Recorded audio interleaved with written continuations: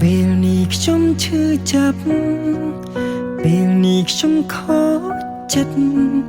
ចង់បានមនុស្សម្នាក់មកចិត្តនិយាយលួងលោមឲ្យធូរស្បើ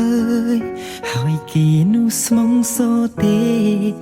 ទុំនេះដែរទេសុំធ្វើមនុស្សចំក្រោយ